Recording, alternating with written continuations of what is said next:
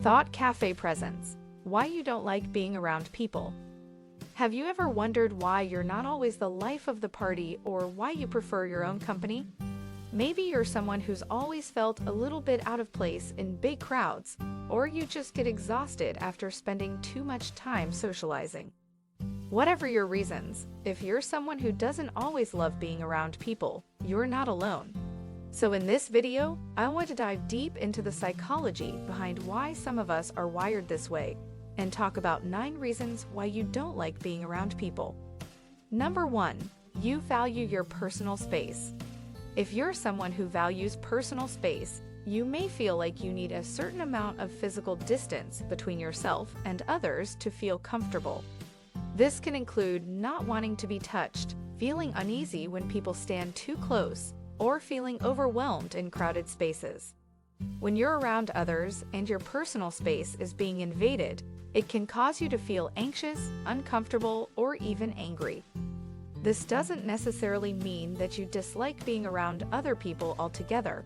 It just means that you prefer to interact with others in a way that respects your need for space. Number 2, introversion. If you're an introverted person, you may find that social interactions can be draining and you need alone time to recharge.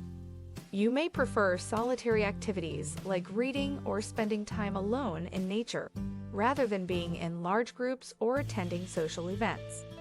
Being around other people can be overwhelming for introverted individuals, especially in situations where there is a lot of noise, stimulation, or social pressure to interact.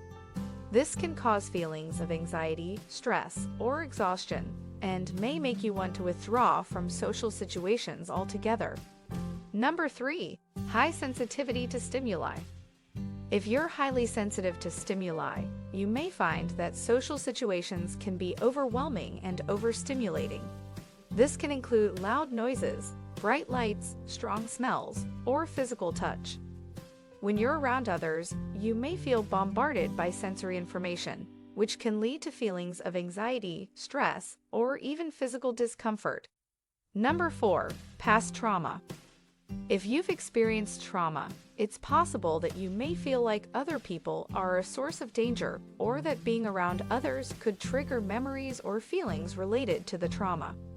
Depending on the nature and severity of the trauma, it's common for people to feel a range of emotions, including fear, anxiety, and mistrust.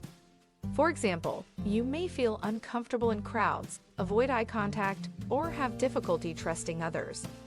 Trauma can also cause a person to feel a sense of disconnection from others or from the world around them. As a result, you may feel like it's easier to avoid social situations altogether rather than risk feeling isolated or rejected. Number 5, above average intelligence. If you have above average intelligence, you may find that social interactions with others who don't share your level of intellect can be challenging or unfulfilling. You may find it difficult to relate to others or feel like you don't have much in common with those around you. This can lead to feelings of isolation, boredom, or frustration in social situations. Also, if you have a high IQ or exceptional intellect, you may be accustomed to thinking deeply and analytically about complex topics. This can make small talk or surface-level conversations feel uninteresting or unstimulating, which can make social interactions feel unfulfilling or unsatisfying. Number 6, lack of social skills. If you struggle with social skills, you may find that social interactions can be challenging or stressful. You may feel unsure of how to start a conversation, how to interpret social cues, or how to navigate complex social dynamics. This can lead to feelings of anxiety, discomfort, or even embarrassment in social situations. When you're around other people, you may find it difficult to make friends or build meaningful connections, which can make social interactions feel unfulfilling or unsatisfying. It's important to understand that you can work on developing your social skills by practicing active listening, working on your communication skills, and seeking out opportunities to interact with others in low-stress environments. Number 7, trust issues. If you have trust issues, you may find it difficult to feel comfortable around other people. You may be hesitant to open up or share personal information, or you may be wary of others' intentions or motivations. This can make social interactions feel uncomfortable or even threatening. When you're around other people, you may find it difficult to relax and let your guard down, which can make social interactions feel stressful or exhausting.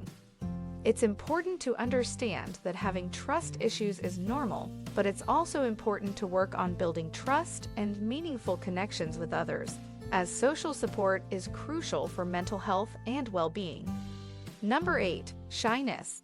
If you're shy, you may find it difficult to feel comfortable or confident in social situations. You may feel self-conscious or anxious about interacting with others, which can make social interactions feel uncomfortable or even overwhelming. When you're around other people, you may be hesitant to speak up or assert yourself, which can make it difficult to build connections with others or express yourself fully. If you're struggling with shyness, one helpful strategy is to practice exposure therapy, which involves gradually exposing yourself to social situations that make you feel anxious or uncomfortable. You can start with small, low-stress situations and gradually work your way up to more challenging scenarios. Number 9. Low self-esteem. If you struggle with low self-esteem, you may find it difficult to feel confident or comfortable in social situations. You may worry about being judged or rejected by others, or you may feel like you don't have anything interesting or valuable to contribute to conversations. Low self-esteem can also cause you to feel like you don't deserve to be around others, or that you're a burden to others. This can lead to a desire to isolate oneself in order to avoid bothering others or feeling like a burden.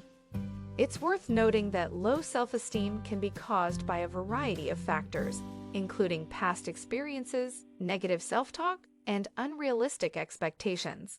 However, regardless of the cause, it can be challenging to feel comfortable around others when you don't feel good about yourself.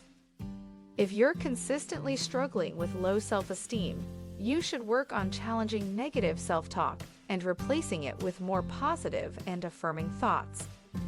Remember, there's nothing wrong with being someone who doesn't always love being in large crowds or socializing for long periods of time. We all have different needs and preferences when it comes to social interaction, and that's okay. If you enjoyed this video, be sure to give it a thumbs up, and don't forget to hit that subscribe button if you haven't already. Thanks for watching, and I'll see you in the next one.